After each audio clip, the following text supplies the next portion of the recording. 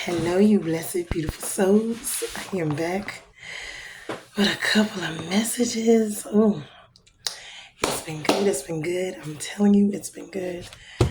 Well, it's been crazy, but God is still good and He's still on the throne. So, a couple of days and just, but here we go. I want to get into Joseph. I love this story. It is a beautiful story. It reminds me of myself. It reminds me of, life in general. A lot of us go through these type of things, and we are going to get into it. We're going to break this down, and I have a couple more that I need to do, and it blessed me, and I hope it's going to bless you guys, because just a lot going on. We're going to see a lot of ourselves, our lives, our kids, our families, our friends, our church families. We're going to see so much in these next couple of messages that I'm going to share. We are going to see. Let's get into it. Let's break it down. Let's get into it. So now I'm in Genesis chapter 37. Remember, we started at chapter 1. So we are really starting to get somewhere. I'm not moving fast because I want us to really be able to, look at ourselves, look at our lives, and get something out of it, to change, to grow, to refine, whatever, and allow God to do that in us. So, but we need to look at it and see it first before we can make any changes and admit to what we got going on. You don't see nothing wrong, you can't change nothing. So let's get into it. So Genesis chapter 37, I'm going to skip and read different portions, and I'm going to look at my notes, and I'm going to go back and forth between the two. I don't know how long it's going to be. We're going to see. So it says, Jacob lived in the land of his father's sojournings in the land of Canaan. Remember Canaan, this was somewhat of their land. Then these are the generations of Jacob. So it goes into that. Then it goes, Joseph being 17 years old was pasturing the flock with his brothers. And he was a boy with the sons of Bilhah and Zilpah, his father's wives. Remember, there's Leah, Rachel, Bilhah, Zilpah. They were going back and forth with the having of the children. Remember, keep that in mind. We're going to talk about it later. So Joseph went out he was out pasturing the flock with his brother. So he was a boy with the sons of Bilhah and Zilpah, his father's wives. And Joseph brought a bad report of them to their father. Okay, so this is what's going to happen. Let's get into it. So it talks about at 17 years old, yeah, think about it. Joseph, sorry, not Jacob. This is Jacob's son, Joseph. Okay. So Joseph, being 17, he was the favorite. Okay, let's just get that out the way. He was loved by his father and deeply hated by his siblings. So, and the favoritism showed. Remember, this favoritism thing, this sibling rivalry thing, we see it going on. It's been going on for a while now. And as we see, it just keeps passing down from generation to generation. So he was the firstborn of Rachel. But remember, Rachel was his wife, the wife he loved. Remember, that's the one he went to Laban's to work for. But the father, Laban, tricked him and gave him Leah. He didn't want Leah. She was the older sister, remember? And remember, they had the rivalry with the children. So a lot of these things, if we look at, we are actually born into, okay? Because Joseph, he's 17. He can't help being the favorite. He can't help being the one that God chose as well as the one his father chose. So you see what I'm saying? These are the situations, and this is what has been happening. So now, clearly favored by his father. Remember, his mom died after giving birth to his little brother Benjamin. Remember, this is where the 12 tribes of Judah is going to come from. This is, talking about the land over there, what they're doing with the war and all this other stuff. So this give us a kind of, okay, let's go back so I'm going to go back and break it down a little bit more so that we can kind of get the background again and we can kind of understand a little bit more. Okay, so when Joseph was 17 years old, his father gave him this beautiful coat, sent him down there to check up on his brothers. But it was like a memorable piece, the story of the coat is more than just the story of the coat, because it was symbolizing some stuff. It symbolizes favoritism. It symbolizes the love. It symbolizes a memorialism, because this was not just any coat. It was a coat his father had made for him. And it was a big fuss about it. This is going to start the story of the drama, the family drama, the jealousy, the betrayal. You know, he's like a little bratty kid that's kind of growing up spoiled, you know, but eventually he will save his people, but he's hated by, you know, his siblings, you know. So let's get started. Remember, Joseph was the son of Rachel. He worked for, remember I told you about what Laban did, and then switched the brides out and gave him Leah. So then them two were sisters, and they married the same man, and they were warring. You see how the conflict. And I fought the older ones, the adults, the ones who was in charge. I fought them for a lot of this, because it just brings about so much discord in the household. And it started with them, and they allowed it, and they continued it to go on, and they didn't stop it. And so it's just crazy when we think about these things, and when we look at our own lives and our own families, our own situations, we see a lot of this. So remember, Leah was the one that was hated, but she started having children first, remember? And that's because God opened her womb. You see what I'm saying? So she could be loved. So when we think about people and lives and different things, so although she wasn't the one he wanted, she was the one bearing the children. So she gave him the first son. We're going to get into that later. And the first set of children. So, but Rachel was barren, but that was the one he loved. Remember that. And that was the one he worked for. And that was Joseph's mother. And this is why. But when we look at our lives and we look at the dynamics, okay, we have these, whether it's us and our siblings, whether it's our children, whether it's our parents and their siblings, when we look at it, even in our church families and you see what I'm saying, amongst the church families and different things, you can see the rivalry, the betrayal, the jealousy, the covetousness, the enviness, the pride, the haughtiness, when you talk about the ego, you know, the covetousness, all of these things we see, you see what I'm saying, amongst each other. And so what seems simple was really not. It was very complicated. And this is what he was born into. So there's rivalry, there's deception, there's bitterness, there's anger, hatred, but then there's the true love of him and his mother and father, who are the ones who had him. So regardless of everything else, and his father showed it. He showed the love and disdain, you know, between the two women and the children and all these other. So basically, Joseph is like the golden child. And this, you know, is where we are. So, and they spoiled him, of course. And,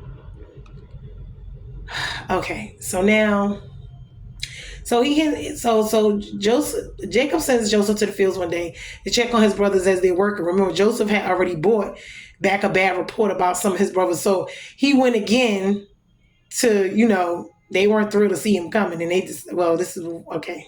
This, like, I don't even want to say that, okay. Okay, so they decided to kill him. They did. So now, they decided they were going to kill him. So what they did was, they talked them into throwing him into a pit instead of murdering him.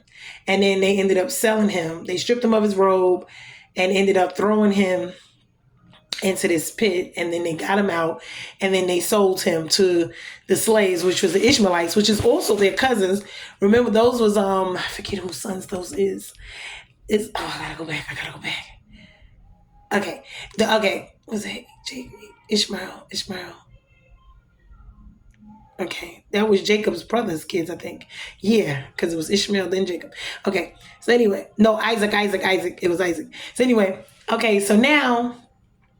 Okay, so the oldest Reuben decided to take him out. They sold him to the caravan of Ishmaelites. And remember, they were some of the peoples that they weren't supposed to deal with, even though they're cousins. You see all this rivalry. Okay, still going on. So they got a plan. They're going to take him. They dipped his coat and took it to the father and told him he was dead, right? Or that he got eaten because they didn't want to. But this is how much they hated him, okay? To the point where they planned, all of them, remember it's 10 of them, because it's 12 total, but it's the older ones, then him and his younger brother Benjamin, who are the two by his mother, and the rest of them is by the maidens, Sophia and Bilhah and Leah, the aunt. So this is crazy. So they just got too much going on. And see, God never intended this this is man. This is us. We're doing this. We're creating all of this extra, all this strife, all this anger, all this bitterness because of what we want. We decide we want all this extra. We want to have this. And look what it does to us. It literally tears us apart. And it's because of disobedience. We're not obedient. We don't listen to God. We don't want to follow what he says. We don't want to do what he says. We think we know better. We want to do it our way. We get angry. We get upset. And then we don't get our way. We fall out. We act crazy. So now all of this, it's a lot that we can learn from this, because it's tragedy because of the favoritism, because of the strife that was caused between them by the parents. Showing too much favoritism to one, not enough love to the other, allowing them to go at it, be at it, feel different, not wanted, not loved, mistreated, whatever you want to, and we come from families like these. When we sit down and we think about it, we really and truthfully and actually do. Another thing, all of this started out with deception, because remember, it was Laban who was, but then Jacob, he stole the birthright from his brother. So he sold it and he had to reap it. So we got to think about that too. So now when he gets there, Laban decides to trick him. This rivalry has been going on from way before, and it continues. A child situation, when we see the first sibling rivalry was between Cain and Abel. Those were the first two to have. That was the first actual murder or death reported in the Bible, which was when Cain killed Abel, which they were brothers. So we already see how this sibling rivalry can get, it's just ridiculous. And so now it's deception, meaning the lies, it's betrayal, it's all of these things that get in. And once one thing creeps in, all of it creeps in. Okay? And the love for each other, the anger between Leah and Rachel, they passed it on to their kids. Because remember, even when they're carrying these children, or the other women are bearing these children, your emotions when you're pregnant, when, if there's a lot of stress, anxiety, if there's, this also transfers. So how you carry all of these things also transfer into your child, into your womb when you're going through these things. Because whatever you feeling, or if you're left, you're abandoned, we don't think about it, but that also transfers into your child. So when they come out and they're emotional and they're these are things they cannot help in all actuality, because they came from you. You see what I'm saying? During the time you were carrying them. So it's just a lot going on. Okay, so now let's get back to the story. Let me go back in depth. We'll go back. Okay. So being that they didn't make it any better, the brothers went on ahead. On top of that, before the coat, after they gave him the coat, he had two dreams. This was another reason why they didn't like him. There was a dream that he had where he told his brothers that, behold, there were binding sheaves in the field. Behold, my sheaf arose and stood upright, and behold, your sheaves gathered around it and bowed down to my sheaf. Then his brother said to him, are you indeed going to reign over us? Remember, he's younger than them. And are you indeed to rule over us? So they hated him even more for his dreams and for his words, which was crazy. Then there was another dream that he had. And he said, behold, he dreamed another dream. The sun and the moon and 11 stars were bowing down to him. And this was, and they said, you the dreamer. And this was another thing. So on top, and they were jealous. So on top of the coat, on top of him being favored, on top of these two dreams, and key point, when you are a dreamer, when you have things in your life that are going on, please don't tell folks, especially important things like that, because this makes, especially people like this, makes it even worse. It makes it even worse. It makes them hate you even more. It makes them despise you even more because they already don't like you. They already can't stand you. And then you just make it worse. But that had a lot to do with his boasting. I don't know if he knew it. He was boastful, he was spoiled, and I think maybe he didn't even realize it at the time. But then again, hey, he could have, and maybe he was doing it on purpose to make them feel some kind of way because they hated him. The tension, it just created more of a situation. So you see, okay, so he looked for the brothers. He went down, right? Okay, so tell me. So what are you seeking? I'm seeking my brothers. Okay, so he's looking for them, and he went back. Okay, so they saw him, came to him, conspired together. Oh, here comes the dreamer. We're going to kill him. And he's all of them. They're older than him. Conspired to kill him. But then, God has his hand and stuff. He didn't allow it to be. Because that would have been the end of them in the lineage. And we'll see that further on down the line. So they threw him in the pit. They wanted to leave him there. Then they said, don't take his life. Reuben said, don't take his life. Shed no blood. Throw him in the pit. But do not lay a hand upon him. Then he was thinking he might rescue him out of there and get the glory later because him and his father always had a lot of strife. So he took the robe, all of that. Okay, threw him in the pit. And then there was no water in it. He was crying. He was, asking them to save him. And so just that part alone of your own siblings getting together to decide to kill you, to throw you into a pit, to do whatever it is, and you're younger than them. And this is how much evil and hate and anger that they have in their hearts towards you. And they're older than you. It's 10 of them. They're older than you. And this shows such evil plotting, planning. I mean, it shows so much evilness. And just imagine him being thrown in the pit, being all of these things done by his own siblings, his own brothers that's older than him. And they didn't even take all of them to do all of that to him because he's a child. I mean, at 17 years old, and they're all older than him because they're all older than him. Remember, it's 10 of them. So, I mean, this is just ridiculous. And they sold him into the Ishmaelites for 20 shekels of silver, and they took the coat to their father to give it to them, to tell him they dipped it in blood and said that he, something happened to him. Maybe he got eaten or whatever. He was slaughtered by some type of animal. And so the father was distraught. He was terrified. And once he identified the robe, he said, a fierce animal has done this to Joseph without no doubt, torn him to pieces. And then Jacob said to him, he took the garment sackcloth and he mourned his son. And there was nothing they can do to comfort him. And it's like he never got over it. But the Midianites sold him into Egypt to Potiphar, an officer of Pharaoh, the captain of the guard. And that's where he ended up, in Egypt. And so the story of him is going to go on. Hold on. In the next chapter. Hold on. Okay, okay. Okay, give me 1 second. But he was a little snitch, and they was pissed about him being, he was mad because he was snitching. So they got to the boiling point. They went on ahead and they did what they wanted to do. They wanted revenge, which is not good. And I wonder if Jacob paid attention, because a lot of this could have been prevented. And it's like,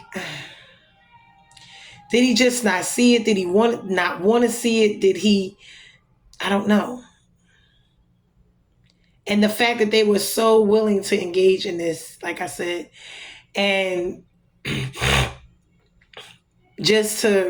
all he went down there to do is what his father told him to do, was report on them and how the flocks were doing. But being that he knew that he shouldn't have, I don't think he should have, he obeyed. He was a little tattletale, a little do-right. So, I mean, and that was cool, and that was in his heart. And, it's just, That's the chance they were waiting on. They plotted it to throw him in the pit to kill him, and I don't know, your own family, or they were going to leave him to die in the wilderness. Like, that is torture. So, and Reuben saw it as a situation where he could redeem himself. He was gonna go get him and bring him back, act like he saved them and he found them to find favor in his fault. See, people be having their own plots, their own agendas, their own evil wickedness, and you don't even a lot of times know, or sometimes you have a feeling, but you're not paying any attention. In which we need to pay more attention to these things.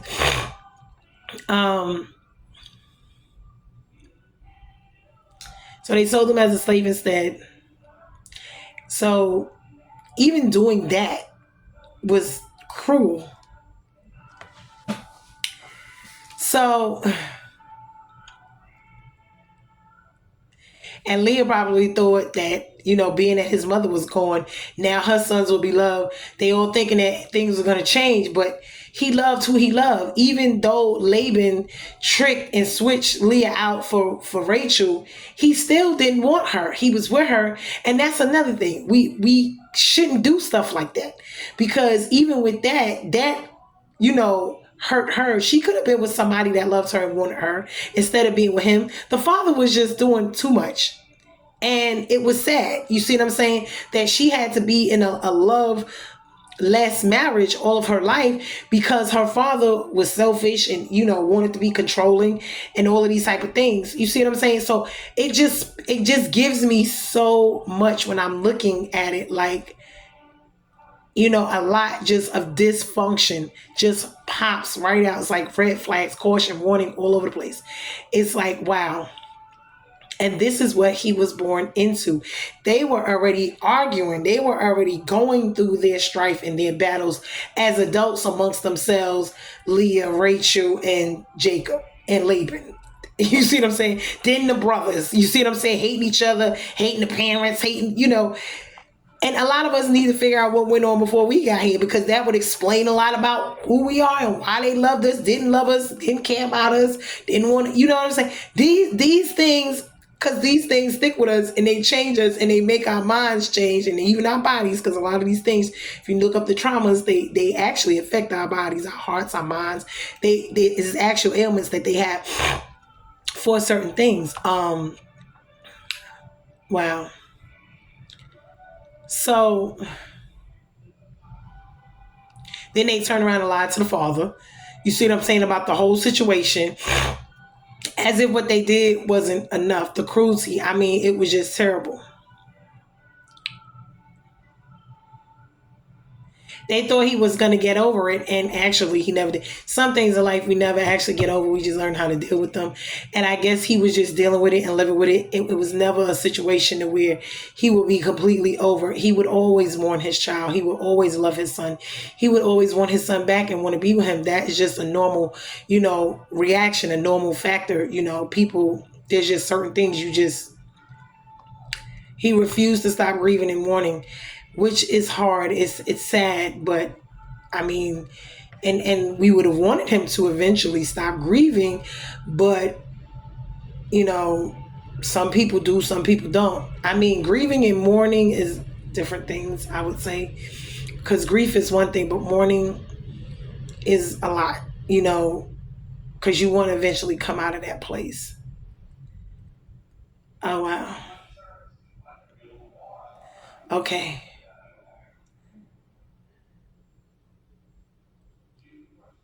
Okay, meanwhile, Joseph has arrived in Egypt and he is sold as a slave to an Egyptian officer named Potiphar. Then we're going to get to a lot of the unpleasantries that he went through in Egypt, along with what happened to his family while he was there. So hold on. So now he's a captured slave and he's in this foreign place and, away from his family, away from everything he knows. and he didn't have this terrible, horrific things happen to him. And he's just not understanding why he was so hated, why they wanted to do, how betrayed, how hurt. I mean, I could just imagine how that felt. You know what I'm saying? To have your own family, your own siblings hate you to that core, to the point where this is what the links that they would go to when it came to him, the cruelty, the evilness, the wickedness that came along with all of this. Hold on, let me see. Okay.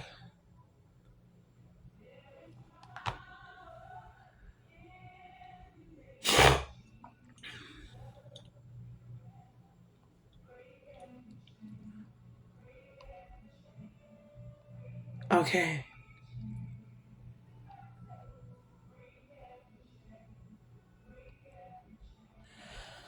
Okay, so this one. Okay, so what ended up happening, when he got the Potiphar wife, she lusted after him. Well, Potiphar was a man of great wealth, and he was there as a slave. And she lusted and she wanted to sleep with him. He continuously ignored her. He did not want to sleep with her. That was, his master's, and he kept a very, very good head on about all of this, which I would have been really upset. I would have been peed off about this whole situation. I would have been so peed off. I would have been peed off. And so, okay. And okay, so it continues in chapter 39. Now Joseph had been brought down to Egypt. Potiphar, an officer of Pharaoh, the captain of the guard, an Egyptian, brought him from the Ishmaelites who had brought him down there. The Lord was with Joseph, so all his God is still with him. He didn't allow them to kill him.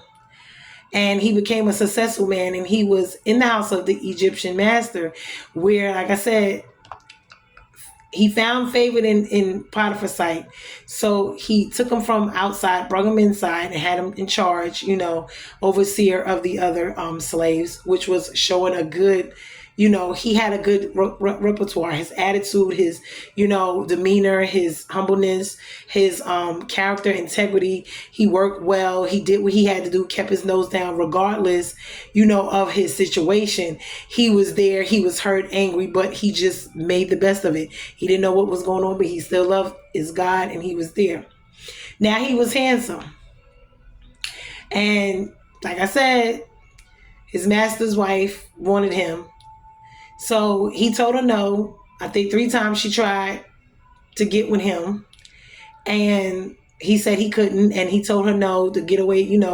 How did she do? Just speaking to her like, this would not be good. My father, your husband, this is not who he was as a person. Because for him to have slept with her and got away with it, we would think it would have been easy for him to do. But in all actuality, it could have gotten him killed on top of everything else. Because when we think about him being a slave, being promoted, and the man of the house that's, one of the powerful men in Egypt, is allowing him to be in his house, be over his house, have charge of just about everything, whether he's home or not, except for, of course, sleeping with his wife would be something you would get killed for. So, integrity can save you from a lot of unnecessary situations. But we're going to see what has to happen anyway, because even though he did not do it, she lied on him. And this is one of the things when you go through things sometimes for righteousness' sake, persecuted, when you did this stuff you could have did, but you didn't do it, and you still ended up getting jacked up for it. And that is when you think about Jesus, honey, and all he's went through because he was innocent. And we have to do the same. This be the part that, when you suffer for righteousness, when you ain't did nothing wrong to nobody, and they still nail you to the cross, and they still, want to throw you in jail, lock you up, beat you, kill you, Okay, hold on, I'm gonna get so she ended up lying on him, and he threw him in jail instead of killing him, because she wanted him killed. This is the sad part. Potiphar's wife wanted him killed, even though she knew she lied on him. So this is the second time that God has actually spared him. She cried out, talking about he had his way with her. She wanted him to, but he didn't. I'm going through it. It's in Genesis chapter. It starts in 37, a brief intermission, and then goes to 39. I got to go back to 38 eventually because I got to do that one too.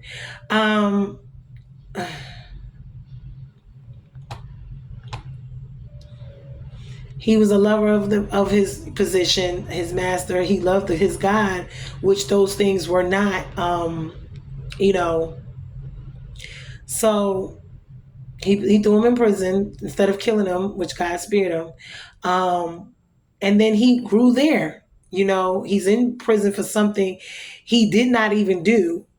And, he still flourished, became, instead of a regular prisoner, like one of the trustees. And here we go again. Because no matter what they do, people think because they, do all these things because of the jealousy, the anger, the hate, they think they can take the gift of what God gave. They can't. His gift is his gift.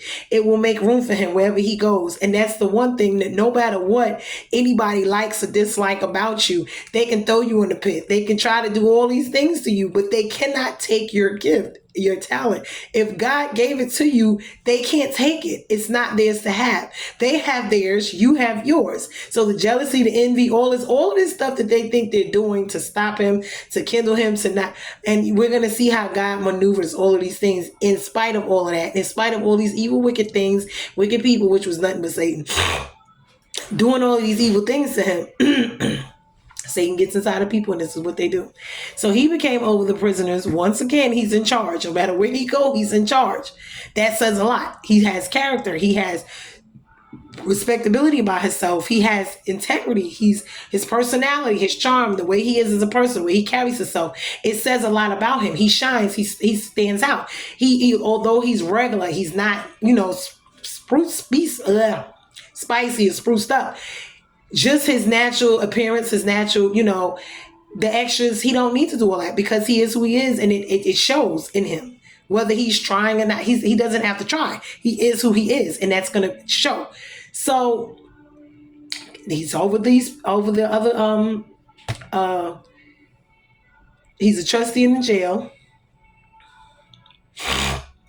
And God's making him succeed no matter where he goes, what's going on. So in 40, this is what happens. There was a time the cupbearer of the king in Egypt and his baker committed an offense against the king, and they were sent to jail, right down there. So this is where Joseph got to meet the chief cupbearer and the chief baker, and they were in his custody while they were down there because he's over the prison people now, and so he attended to them. And one night, they both dreamed a dream, the cupbearer and the baker, right? They both dream a dream. And each had their own dream. So when Joseph came to them, they told him about the dream. And basically, he interpreted the dream for them. And this is his gift that God also gave him. See what I'm saying? So he said, okay, so in the first dream, who is this? The cupbearer told this one. He said, in the dream, there was a vine before him, and one vine, there were 3 branches, and as soon as it budded, its blossom shot forth, and the clusters ripened into grapes. Pharaoh's cup was in my hand, and I took the grapes and pressed them into Pharaoh's cup and placed the cup in Pharaoh's hand. Then Joseph said to him, this is the interpretation. The 3 branches were 3 days. In 3 days, Pharaoh will lift up your head and restore you to your office, and you shall place Pharaoh's cup in his hand as you formerly did when you was his cupbearer, meaning, he was sent down here. Only remember me, he told him, when all is well with you, meaning when you get to where you going back, don't forget me down here. And a lot of people do. So we're going to get to that. So don't forget the kindness that I have, towards you, even down here, meaning you were up there, you down here with me, and I didn't treat you no different. A lot of people forget that part. Okay, so for indeed it was stolen out of the hand. Okay. So he promised him he would.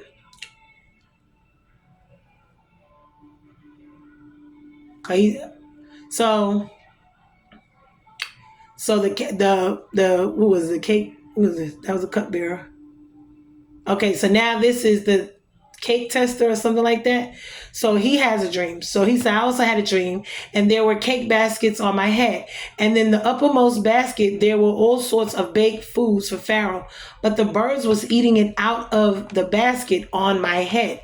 And Joseph answered and said to them, that this interpretation of this dream mean that the 3 baskets are 3 days, and in the 3 days Pharaoh will lift up your head from you and hang you on a tree, meaning cut his head off and hang him on a tree. And the birds will eat the flesh from you, meaning eat out of your head. And on the 3rd day, which Pharaoh's birthday, he made a feast for all his servants, lifted up the head of the chief cupbearer and the head of the chief baker among his servants. And he restored the chief cupbearer to his position, like Joseph told him. And he placed the cup in Pharaoh's hand, like he said, and he hanged the chief baker as Joseph had interpreted to him. Yet the chief cupbearer did not remember Joseph, but forgot about him. And see, all of these things are just so significant. So now he's down there, he's helping all these people. They're not acknowledging him. They're not, he's a nothing in their eyes. See, this is what happens to us. You see what I'm saying? But he was humble because he went through what he went through with his own situations. So, he was a humble person. Why? Because he been through a lot of hurt. He been through a lot of suffering, and that humbles you. It really does. When you for some, not everybody, because some people they're hard to hearten. I'm going to get into that in another video too. Hold on, because I got a couple good ones that but this is one that I really love, because I felt like all my life I was like Joseph. I had, a lot of stuff. When I look at all of the things that went on in his life, from family to friends to spouses to children to everything, no matter where I was on my jobs, career, whatever, school, family, church, people, whatever it was, there was just so much going on, especially the hatred, I was just so hated, just all my life, for no reason. It's you sit here and say to myself, oh, what the heck did I do to everybody? For them to just decide that they just hate my guts. And no matter what I say and do, it's never enough. There's always a problem. There's always an issue. No matter how good or whatever, I could just step in the room and folks will look and just turn their face, sour, bent up mouth, bent up face, like they just sucked on a lemon all day. And I'm just like, well, what did I do? Because I live and I breathe and I exist. Whether it's family, friend, whoever, what seems to be the problem? Exactly. Because so I'm just and it just, so he continued to be in jail, okay? And we're not sure what happened with Potiphar and the wife, but I think Potiphar knew that his wife was lying, because she seemed like she was a little hoe. She seemed like she was doing the most. She was just, I don't know, she must have seen the light in Joseph, and she wanted that too. People would come in your life and want to suck whatever they see. Be careful of that. You be shining, and they see you shining from the outside in. You know what I'm saying? From the inside out, I mean. And you be just walking around regular, and then all of a sudden they see something in you. They want to be attached to you. But it's not about you-ness. It's about what you carry. And they hate you and they don't like you, and they want to take it and they want to, have it for themselves and do all this evil wickedness to you because they don't have it. And they have so much more than you. And it's sad that this a lot of times is what people do.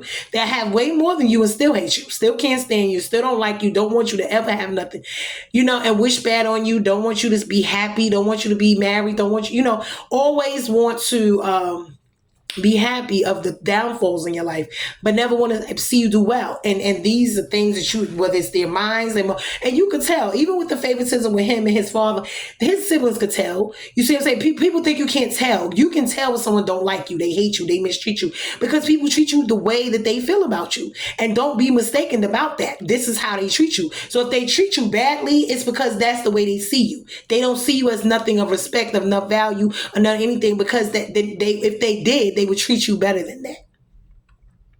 You see what I'm saying? And that's regardless of your job, your position. No, you can have all of that, people still treat you bad. You can have nothing, people treat you better, or either or. It doesn't matter.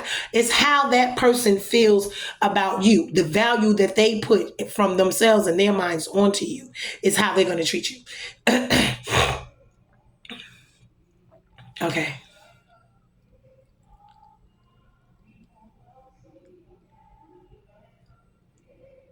So he's diligent. He's still down there. He's doing what he needs to do.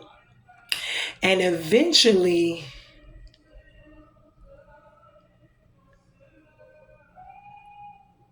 the Pharaoh has a dream, I believe. And this is when they're gonna finally come and get him to help with the Pharaoh. But this was what, like, years later. So the cupbearer forgot about him. He helped them. He did child by. And this is what people will do. Okay. Okay. It'll be another 2 years before it's 2 years that go by. So we're gonna go into the next one and we're gonna look at what actually happens. So after another 2 years, Pharaoh dreamed that he was standing by the Nile, and behold, there came up out of the Nile 7 cows, attractive and plump. And then they fed in the in the reeds, in the reed grass.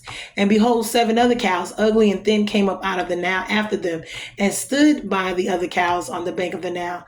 And the ugly thin cows ate up the 7 attractive plump cows. And Pharaoh awoke, and he fell asleep and dreamed a second time. And behold, 7 ears of grain, plump and good, were growing on the stalk. And behold, after them sprouted 7 ears of thin, brightly by the east wind.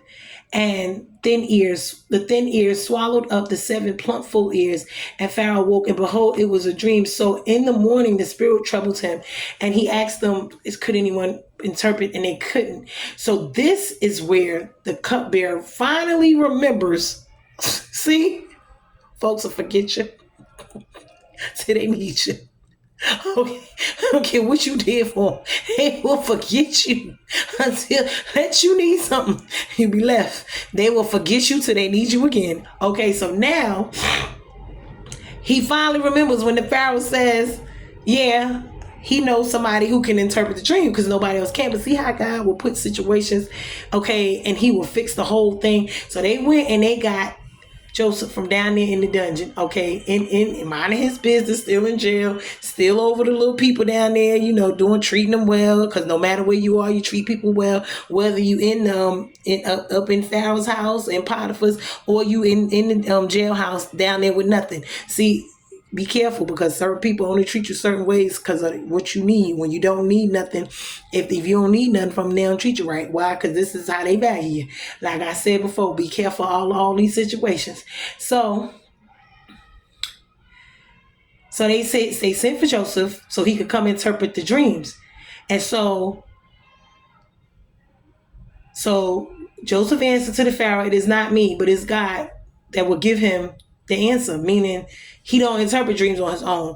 Right. God gave him the gift, the talent to interpret dreams. People have different gifts and talents God gave to him. So this is what God's going to give him the answer he needs. And so this is what happens.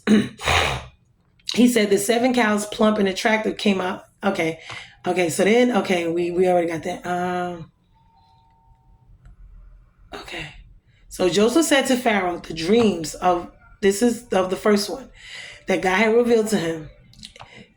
The 7 good cows are 7 years, and the 7 good ears of corn are the 7 years, meaning the dreams are the same in one.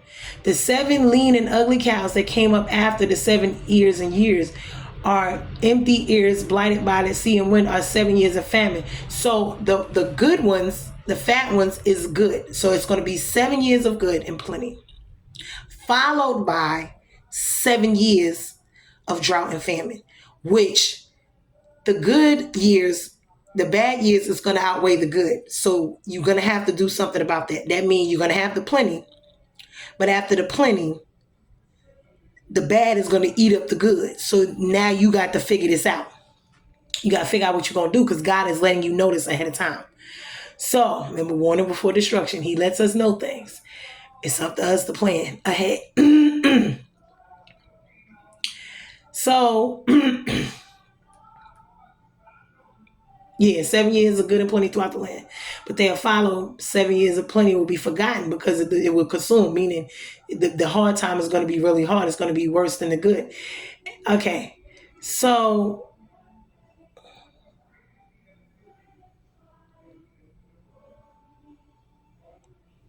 He said they need to select somebody to be over their food and stuff to store. They need to gather everything up. Why? When in the good years, the 7 good years.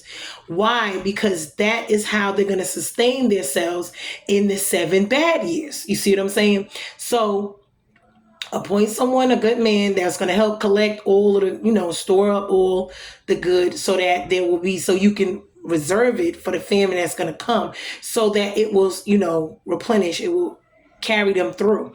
So that everyone does not perish in the land. So because this proposal pleased Pharaoh and all his servants, Pharaoh said to his servant, can we find a man like this whom is the Spirit of God? Then Pharaoh said, Joseph, since God has shown you all this, there's none so discerning and wise as you. You will be over my house and over my people. And he put him over everything. You see how God will work that thing out. So now he's back in, but he's not even with Potiphar. He's over Potiphar. Now see how Potiphar could have jacked himself up too? He could have really jacked himself up. Because if they had killed Joseph, even when his brothers sold him into slavery, he would have never got to Potiphar. But even getting to Potiphar, if Potiphar had killed him, in turn, what would have happened was Joseph was put over the famine. So understand something. Because God put him over that was his position that was coming. That was the dreams he was having as a child. Remember that they would bow to him. So it's not that the dream wasn't correct that God gave to him when he was a child. The ones he gave to his brothers, they were true. The bottom line was, it didn't happen yet.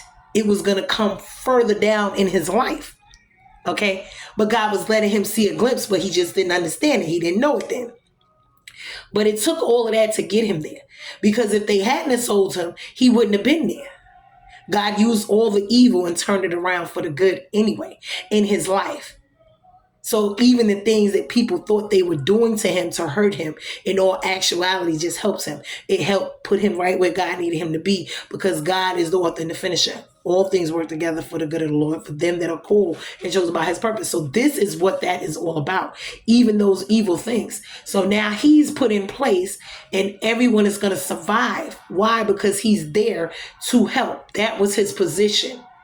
That was his original place from birth, to be right where he is right now. Now, how he was going to get there, it was very unseemingly. All of the trials, the tribulations, the tests that he had to go through, being thrown in jail, thrown in the pit first, betrayed by his family, almost killed. From there, sold into slavery. From slavery, he went, worked for Potiphar, thrown from Potiphar's house into, by the way, lying on him about she raped her, into the daggone jail. Then there is where he would meet the cupbearer. See, if it didn't happen just the way it did, God is very intricate. And he still ended up being where? Right where he was supposed to end up at. And if it wasn't for everything going exactly that way, he probably wouldn't have. So now we look at this, and that's not only for him, but that's for his family. Because remember, it's not just Egypt that the famine is in. It's all over. So even his family, his own siblings, his own family, whom he haven't seen in all these years, they're suffering with the famine as well. So we're going to get into it. So now, so Pharaoh puts him in charge, changes his name, gives him a wife, and he has children. He has 2 boys. And then he's 30 years old. And one day,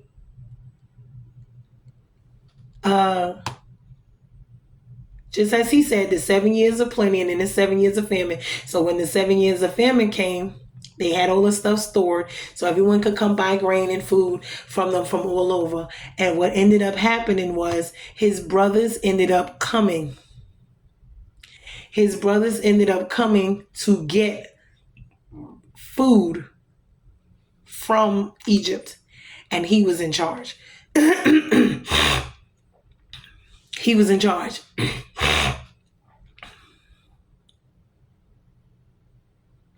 So what happened was the brothers had to go to where he was to buy the grain to bring back to the family. Right? And so, hold on, let me get into this because it's going to go into the next. Okay. So he seen his brothers, but they didn't see him. They didn't know who he was. And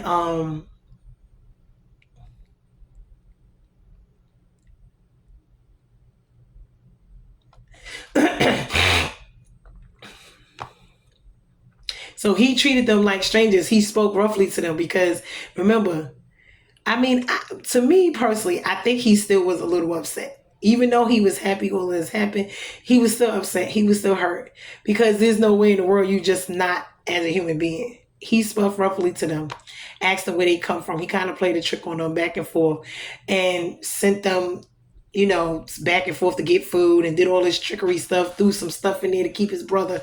You got to read it. It's in from, okay, I think it was 37 through, okay, 37, 39, 40, 41, and 42. It's in Genesis. So the end of the story, basically, I'm skipping over a little bit. He played some tricks on them because they didn't know who he was. And he kind of did stuff because it's like, I guess he felt like they just completely forgot about him, which they did.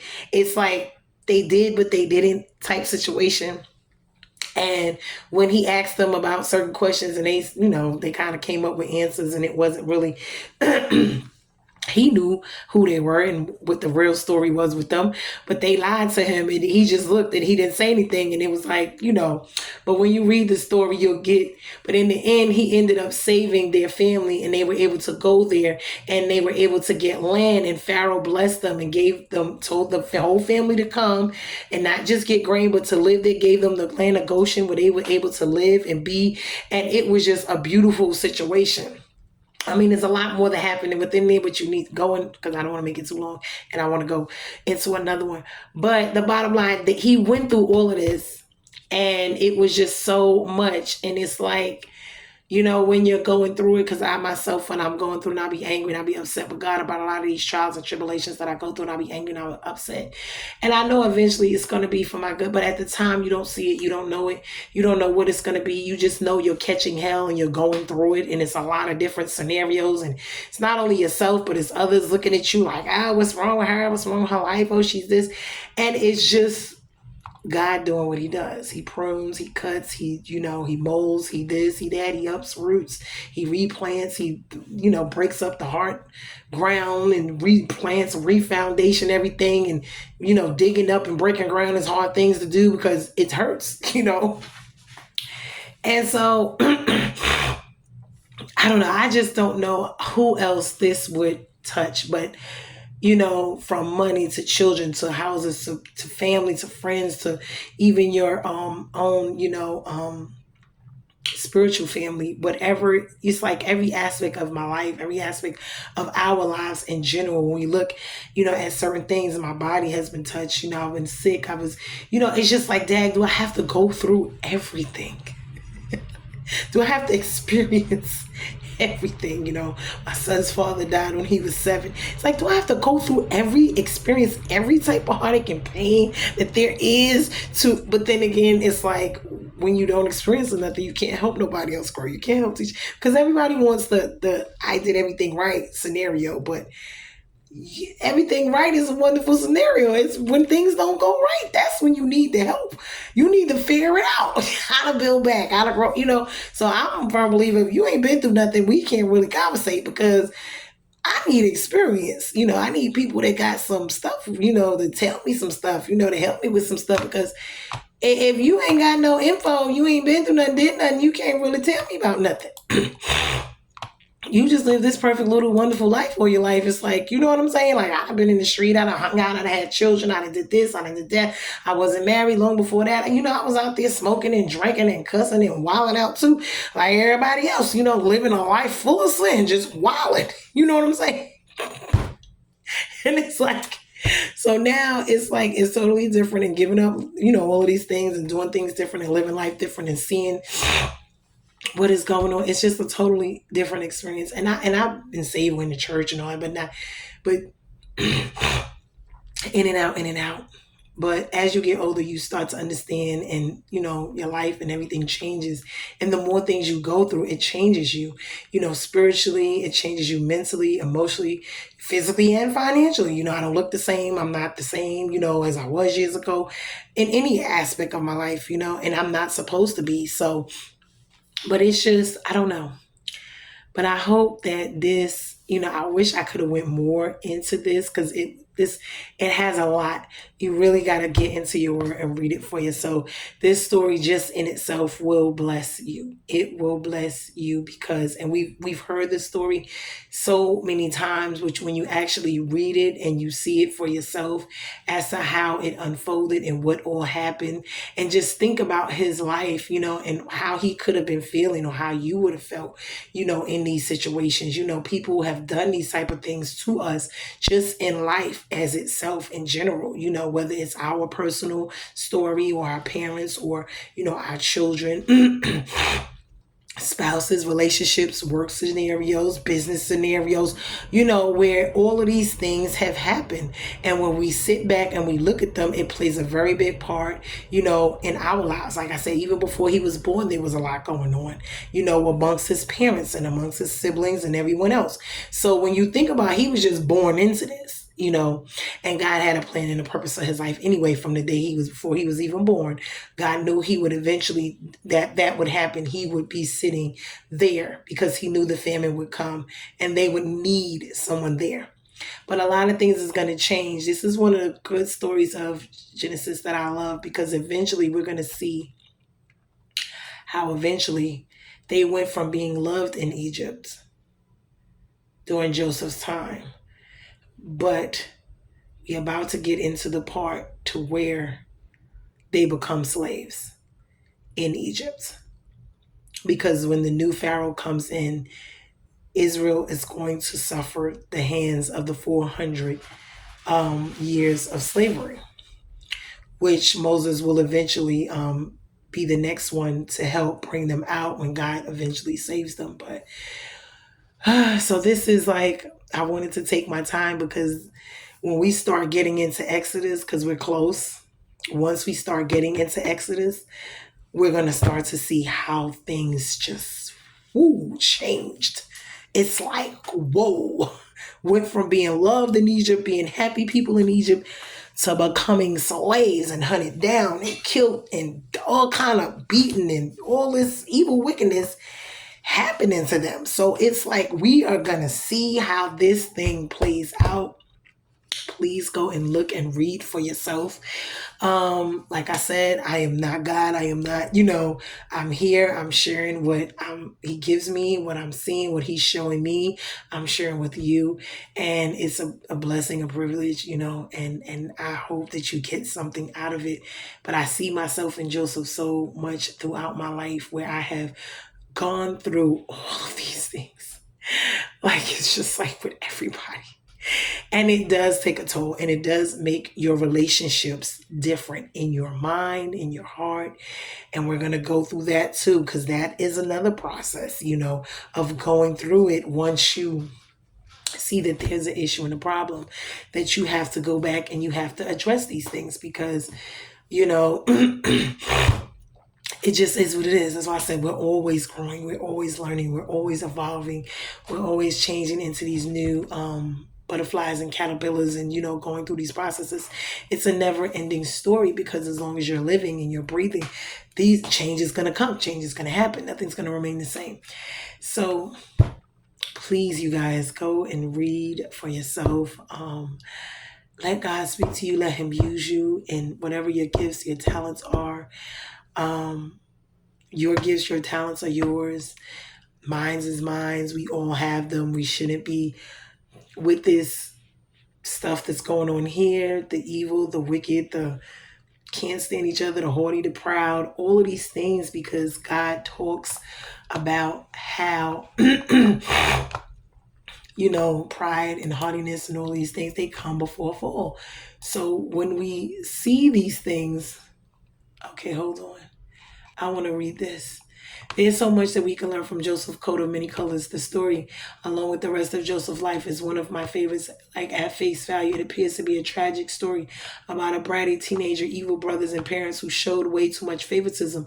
But ultimately, it's a story of heroic redemption and forgiveness because he forgave them and he helped them. And he, even though they did everything for his bad, he still turned around when God blessed him, and he could have thrown them in jail, and their lives would have literally, if he had have treated them the way they treated him. Vengeance is mine, save the Lord, and you got to forgive.